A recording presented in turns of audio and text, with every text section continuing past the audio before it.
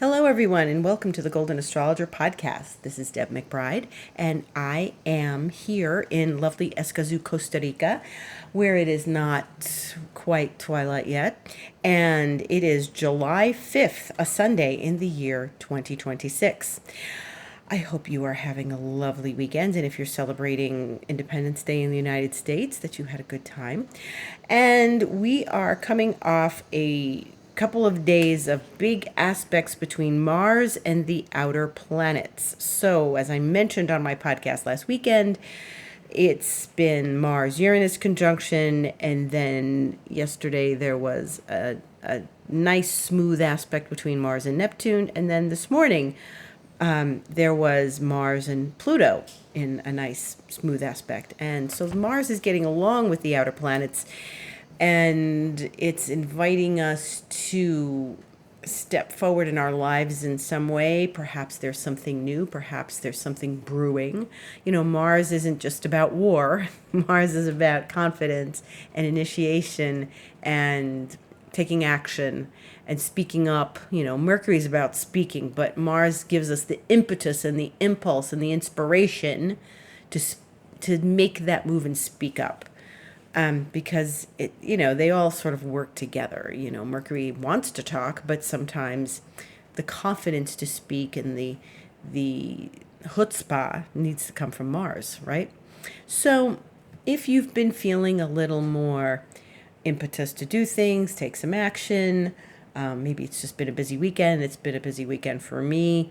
Maybe that Mars is pushing you out there a little bit more to be social and doing things. For me, I was at the coffee fair. We finally got to one of these fairs, and I went to the coffee fair. Monica and I went to the coffee fair, and it was really quite wonderful. And we had a great time, and we tasted coffees, and it was great because it wasn't so crowded at the time we went. We went at an hour, then it wasn't too bad. And we really enjoyed ourselves talking to our friends who were roasters, talking to people we met last year. We had a really good time. We tasted some good stuff. There was one vendor called Moda. I don't remember seeing them last year, but Monica knew them because she said this one roast they have is like gold, and mostly this roast gets exported out of Costa Rica and to Denmark and Alaska and Canada and all these other exotic places, and it doesn't stay home here. So they had a few bags of this particularly wonderful roast that is gold, they told me, just gold. And Monica says, "This is like gold." I said, "I knew you were going to say that." And the guy behind the counter, you know, the guy that's serving us, who's part of the team there, he's like, "Yeah, this was gold. This stuff is gold. He says, you won't find it here. You'll have to go to Denmark." And I said, "Okay, so I'll get a bag." Well, it was really very good. We tasted it there. I tasted it this morning. Really very delicious, very good coffee, very wonderful aroma, and a little floral, a little sweet. It was really lovely. And that particular vendor also had a frosty frozen coffee delight that we ordered while we were there too. And it was a little sweet, but it was yummy. It was really yummy. So we walked around sipping that thing and and trying all the other stuff that they had there. And I did get to buy some chocolate because there were good chocolates there, and one of the coffee vendors has good chocolate that I remember from last year. And there was another chocolate vendor, so it made up for the fact that we did not go to the chocolate fair. Not entirely, because there were no chocolate-covered strawberries, but anyway, it was very good. And there were some vendors last year that I didn't see this year, so I don't know where they were, but not everybody comes every year. And, you know, it's interesting because Nescafe is there, and you know, Nescafe, so they've been around forever. So it's not very interesting coffee to me because it's not unusual or coming from an interesting region or anything, an interesting roast. But and the big coffee dealer here is Brit, Britt, Brit Coffee. And I didn't see that. I never see them there. And Monica told me that they were actually the people who started this whole coffee fair. So whatever, they weren't there. They're never there. So it's okay. We had a great time. And I can't say that the Mars Uranus was so biting, you know, and I did have some little irritations on Friday morning, dealing with some vendors and things. But other than that, I had no real, knock wood, serious Mars Uranus issues. And I think it had a lot to do with Jupiter being very supportive along that aspect. You know, Jupiter in Leo was making nice conversation with the Mars Uranus. So I think that's been supportive. Also, Neptune. Neptune was making nice relationship to the Mars Uranus. So I feel like we weren't entirely in a big aggravation, you know, and also Pluto. So, you know, Mars was sweet to Neptune, sweet to Pluto, sweet to Jupiter, and rough with Uranus. So it's okay. It I think that smoothed things over. So I think that that was a good thing.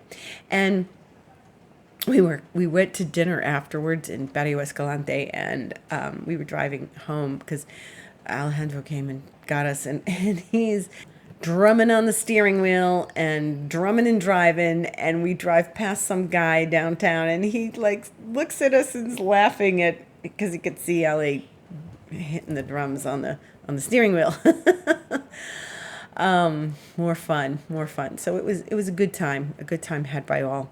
And so now we're in this, hello birds, we're in this sun in Cancer squaring Saturn in Aries. And it's a little, I can feel this, it might be a little irritating, and maybe it's offset by all these other good things that Mars is doing, and Mars rules Aries. So it's a little irritating, and it's a little criticizing. And if you feel self-critical or critical of others, or generally in an irritated place, this is probably the Sun square Saturn.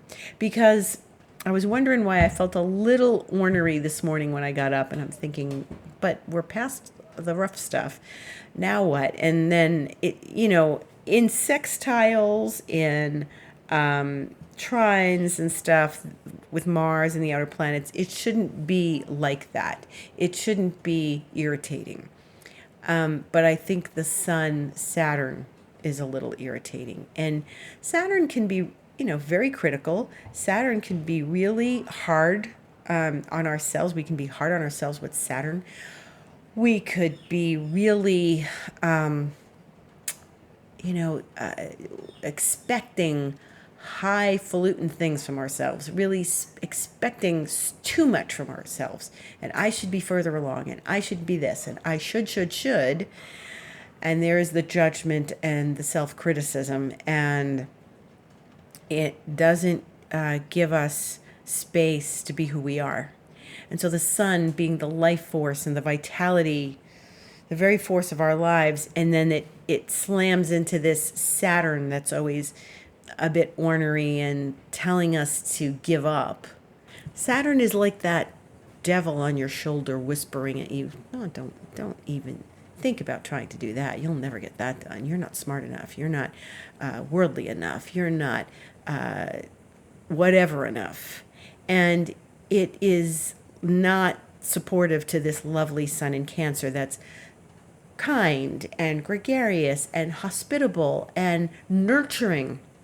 So if you're trying to nurture yourself in these days, and you're trying to be supportive of yourself, and it's less than stellar, it's because we're getting a little pinch from Saturn. And it is a pinch. It's a little bit of a needling thing. It is a square, so it's not a comfortable aspect. And it's because they're in cardinal signs right now. And, you know, Aries is a cardinal sign, and then anything that the planets, the inner planets are doing, moving through Cancer and stuff, they're going to touch this Saturn. And so, yes, it's a little complicated right now, but that doesn't mean we should give up. There's always a lesson with Saturn. And there's always a confrontation with self when it's Sun, Saturn like this. There's a confrontation that we need to have with ourselves, and try to transcend the Saturn instead of just being miserable and muddling through it and then waiting till it passes. Like, what am I learning in this moment? What am I learning about myself? What am I feeling about myself in this? Why am I criticizing myself? And what What am I doing that is displeasing to myself? And so it's important to kind of sit with ourselves in this moment and connect with the part of us that is dissatisfied or feeling like we're not achieving anything or just self-critical. And if we do a little digging, if we do a little meditation, it will reveal itself. And maybe it's just like, I know when I sat down to meditate today, I was surprised at the emotions that came forward. And maybe it's just you're being too hard on yourself. And your little self is just saying, oh, don't be like this. It's not right. It's not fair. Don't hurt yourself like this. Having expectations of others that might be impossible for them to reach, and it's really an expectation of yourself. Saturn does that. Saturn does that. It's a bummer. That's why Saturn's an old devil. It's like that devil on your shoulder, but we move through it. But it's important to just sit and emotions, because the sun is in Cancer, let the emotions come forward.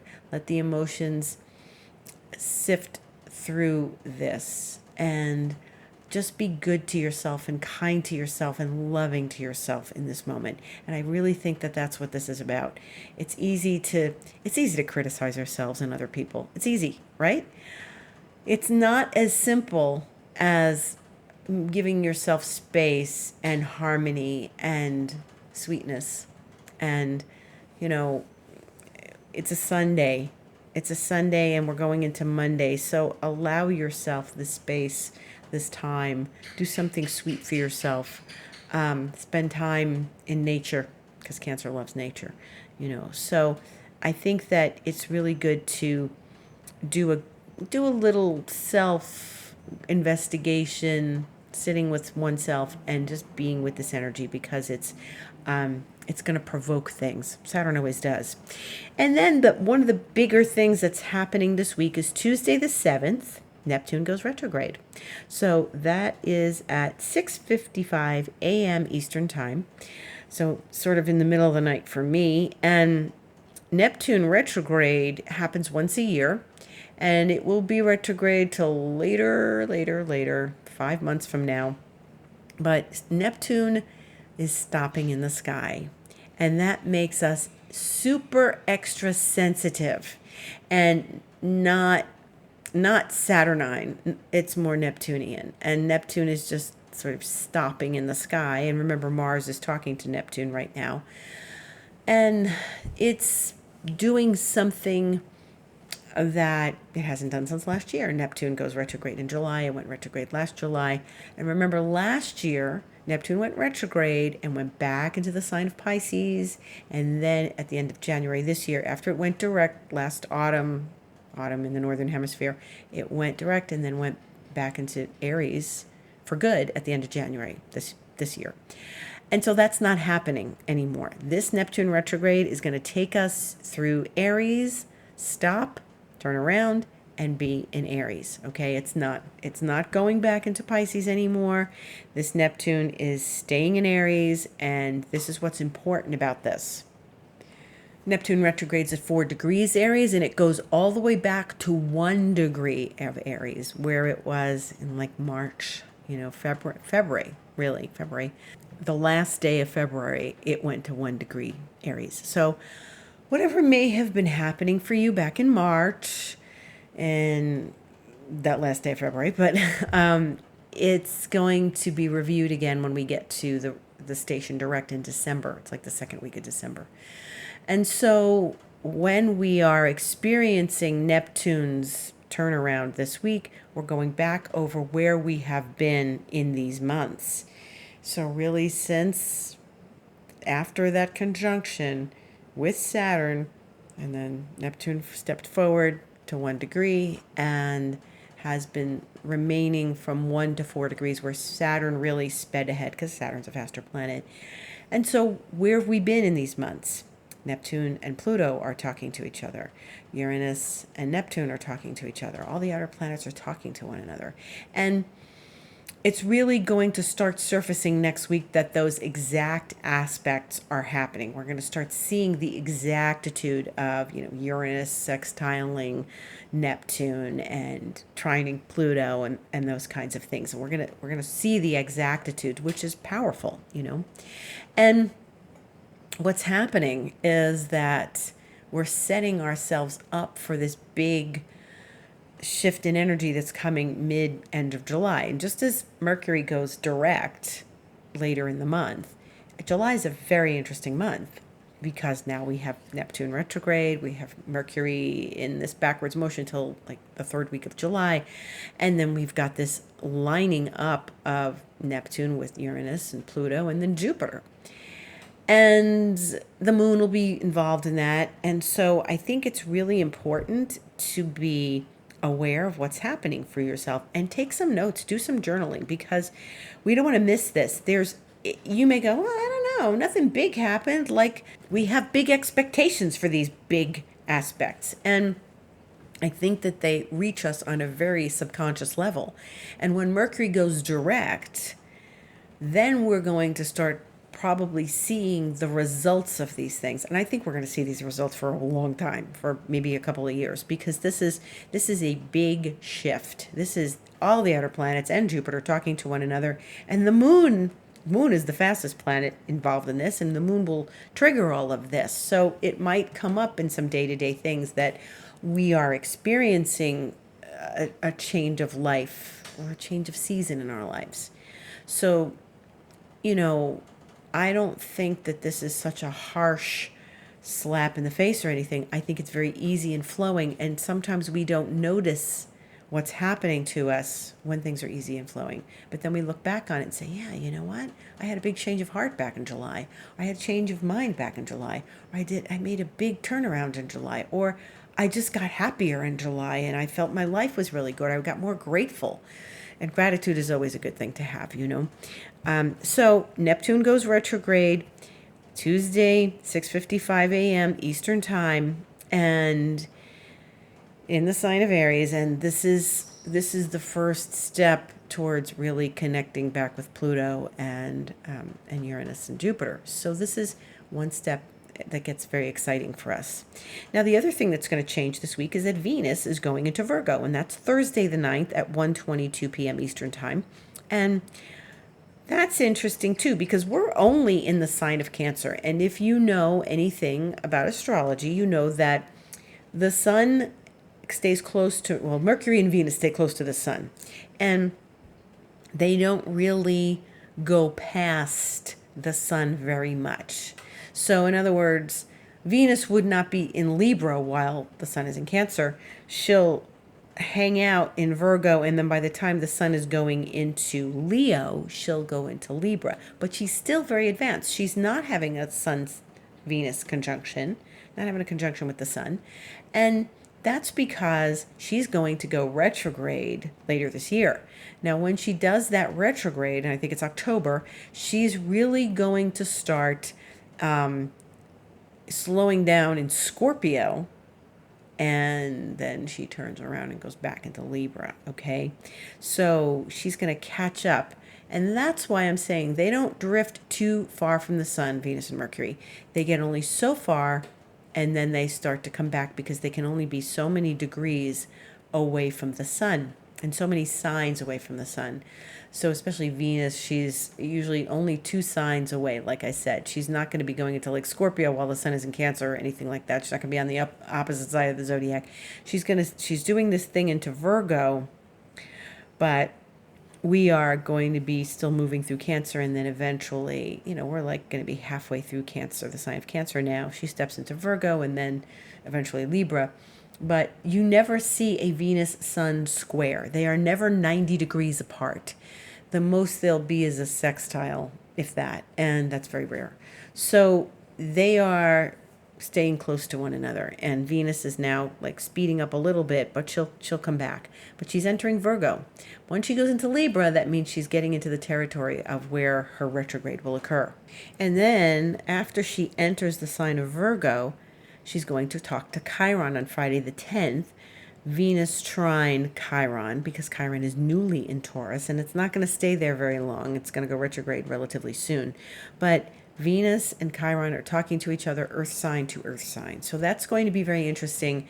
It's supportive, it's soothing, it helps us address our wounds without fear, without anxiety, with just sort of being open and having empathy for self. Okay, so that's something you want to pay attention to on Friday the 10th. So Venus is kind of busy this week. She's going to move into that new sign of Virgo and then immediately trine Chiron on Friday the 10th at 2:18 a.m. So this is, 12 hours later or so, 13 hours later, that she'll make that aspect. And then next Sunday, the Sun and Mercury will conjunct, which means that Mercury is really at its half point of its retrograde next Sunday. And so, or a little more than half, because right now we are at the Mercury retrograde of 1 week. That's tomorrow. It will be a week that Mercury went retrograde. And, there's definitely I definitely had my moments this week. Emails vanishing out of my inbox, not coming back, me asking the person to please send it again. They said, I sent it. I don't have it. It's just vanished, just evaporating. And then I got a couple of things on right away when it was retrograde. I got a couple of things that clearly were phishing emails that supposedly were from Amazon, and they were not. So do be careful. Stay close to your inbox. Watch what's going on. Make sure you're not giving information out to anyone that might be slightly suspicious. So then there's something else that obligation here, astrology obligation, need to start making you aware of. So we have a nice little new moon happening in Cancer on the 14th, which is Bastille Day, which is next Tuesday, not this week, next week. And so we'll talk a little more about that on next week's podcast. But that new moon is the last aspect we have. We're going to have a full moon after that at 6 degrees Aquarius at the end of July, and that is the one that opens the eclipse period. Okay, yes, folks, Astro Darlings, we are getting into it. It is time near the eclipses. The first eclipse will be August 12th. That is a solar eclipse at 20 degrees Leo, and that's going to be interesting because there's going to be Jupiter in the sign of Leo, although not at 20 degrees, but there's going to be a lot going on August 12th around the time of the eclipse. It is solar. That means the sun and the moon are together in a new moon at 20 degrees of Leo, right? And then 2 weeks later, on the 28th of August, is the lunar eclipse. Now, the nodes are changing signs, and so when the nodes change signs, they're leaving Virgo and leaving Pisces, and they're going into Aquarius and Leo. North node in Aquarius, south node in Leo. And so when we get to that first eclipse, it's happening in Leo, but it's at the south node. Okay, it's a solar eclipse at the south node. And so that's always a releasing, letting go, not holding on to something or being challenged to release something. And so it's going to be the sun and the moon close to the south node. And that's going to be very interesting because the nodes will have just changed signs, and like a couple of weeks before. And so we'll just be getting used to this new nodal arrangement. Now, what does it mean when the nodes change signs to something different? Well, when they are in they've been in Pisces, North Node in Pisces and South Node in Virgo, it was about trusting and having faith, because we've got to follow the North Node, and the South Node will naturally follow along, but you want to really put your true north on that North Node. And so rather than gripping and holding on and controlling the South Node in Virgo, we have to kind of trust and have faith and keep moving in the direction of faith and trust and healing, right, with the North Node in Pisces. Then with a Leo Aquarius situation, we've got, Leo is about love and falling in love and wanting to be in love and having a good time. And Aquarius is about friendships and groups and communities and having a community. And it's those are an interesting set of nodes because what they really are asking us to do is to fall in love with the sense of community and group and friendship. So if Leo wants to fall in love with the love object and wants all the creative, juicy stuff on their plate all the time. And it's not about just being creative, it's about sharing it with the world, with sharing with the community, sharing with, your friends. And you're not just being creative for the sake of being creative for yourself and your own, well, aren't I great? It's I'm being creative, but I'm doing something that is going to benefit others. So there's that. And then there's also the whole love principle where we open our hearts, but we are opening our heart to friendship as well. You want to be friends with people, and you want to be friends with the love object. And I remember when I took the first class on the nodes with my teacher, with my mentor, it was about just one of the things that he discussed. It was about this experience of not just having the love object as obsessive love object, as you've got to be friends, you got to be besties with them, you've got to be together in life, and your union should benefit your friends too. You should all come together and be really friends together. And it's good to meet your love partner in your friend group too, or that they get along with your friend group. And you have to be best friends with them. You can't spend a life and have a partner with someone you're not good friends with. If it's just that we're in this marriage and we're in this partnership and we're just, love objects to one another, that doesn't really work. You have to be comrades and buddies and having those common things, And so sometimes he would call it limerence. Michael used to call it limerence, when you were in love with someone for the sake of being in love with them, and it was all about the love, and it wasn't about really the reality of being friends with the person. So that's the North Node in Aquarius. And we want to place our true north, our level of fulfillment, with the Aquarius area of our astrological chart, wherever that lands for you. And it's important to pay attention to that. That's where you might want to develop community. That's where you want to develop the qualities of the North Node. The North Node isn't going to give you that zing that the South Node does. And that's how you know you're doing it right, because you're going to go be content and fulfilled, as opposed to jazzed from the South Node. The South Node is all, and it's really... The North Node is, okay, I'm cool with this. This is good, and I feel very good about where this is going, wherever that lands in your astrological chart. And so, of course, when the nodes change signs at the end of July, they'll set themselves up for the experience of the eclipses. And the first eclipse is near that South Node in Leo that will newly be in Leo. And then we will have the next eclipse, which is a lunar eclipse, and it'll be the Virgo Pisces eclipse. So it'll be Sun in Virgo and the Moon in Pisces. They will not be in the signs of the nodes, and therefore they are further away from the nodes, and therefore the first eclipse is the stronger of the two eclipses. Whatever planets are close to the nodes in the eclipse, that's the stronger eclipse. So the second eclipse is going to be the weaker eclipse. Now, that doesn't mean you're not going to feel it, especially if you have Virgo Pisces planets, but you are not going to have the same experience as you will with the first eclipse, because the first one is the stronger eclipse.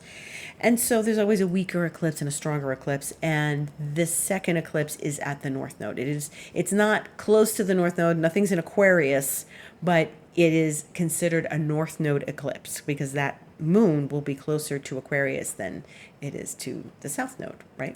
So it's an interesting time again, and as we get closer to the eclipses, we'll talk more about them, but I'm just letting you know that they're on their way and they're coming soon, and we've got one more lunation, and then the following one will be the one that opens the eclipse period. It won't be an eclipse. So we had a little while because, like I said, the first one's the 12th of August, and we're not at the 12th of July yet. So, but I'm just preparing you, And the meantime, if you want to talk to me about your astrological chart, and it could be very helpful for you to prepare for these eclipses and prepare for this planetary lineup we're going to be having in July, well, then certainly get in touch with me. You can go to my website, thegoldenastrologer.com, and book yourself an appointment. You just click book online on the top of the page in the menu, and you can book an appointment with me for astrology or for 5D Reiki. Could be very lovely. It's a wonderful, wonderful Reiki experience. And anything else that's available, you could book a card reading. You can also book me for expansion mentoring, 3 months, 6 months, 12 months. So that could be very lovely and fulfilling. I made some videos on Instagram. I made the last one yesterday and talking about the Mars Uranus and the wild chaotic energy that we're experiencing. And if you want to look at my Instagram, it's The Golden Astrologer. And I am on this podcast every week. And I do it on Sundays, so it's up usually Sunday evening. Or some people like to listen to it on Monday morning when they start their week. Gata Marina did not come up here while I was recording. She's lounging downstairs, so she could care less. Though she did miss me when I went to the coffee fair, because I was gone for like 6 hours because we went to dinner and everything. But she was so cute when I came back. She was very affectionate. She missed me. She clearly missed me. So, you think you're taken for granted. Though I tell you, the Mars Uranus, she was waking me up at an ungodly hour every day this week, practically. Every day in this last week, she was waking me up. And I said, she's got to be feeling it too. Pets feel it too. So the Mars Uranus was making her edgier and stuff. And finally on Friday morning, I refused to budge. I just laid in bed. I did not let her disturb me. I let her walk all over my back and my hips and my legs and everything else. And I did not budge. I didn't say, all right, I'll get up and I'll get you outside at some ungodly hour. And I just stayed in bed and stayed still. That's what Jackson Galaxy, the cat daddy, behaviorist, says to do. He's like, if you don't want them to do this, then you've got to stay still. You don't turn around. You don't talk to them. You don't pet them. You don't do anything. And you let them learn that they can't do this. So that's what I did. And it worked because this morning I got some sleep. Yesterday morning I got some sleep. This morning I got some sleep because I kept my boundaries solid with my cat. So a word to cat owners out there: keep your boundaries solid and they will respect them eventually, even though they will try to get around them. I hope you all have a beautiful week. Enjoy this Neptune station. It could be very spiritual and very good for meditation. Take the time with Neptune and do something Neptunian. Watch a movie, go a little deeper with yourself, use it to support that Sun Saturn that's irritating, and really give yourself some time with, just sort of nurturing and, being sensitive and empathic to oneself. Love to all, many blessings, gratitude for listening, and thank you, and have a beautiful, beautiful week.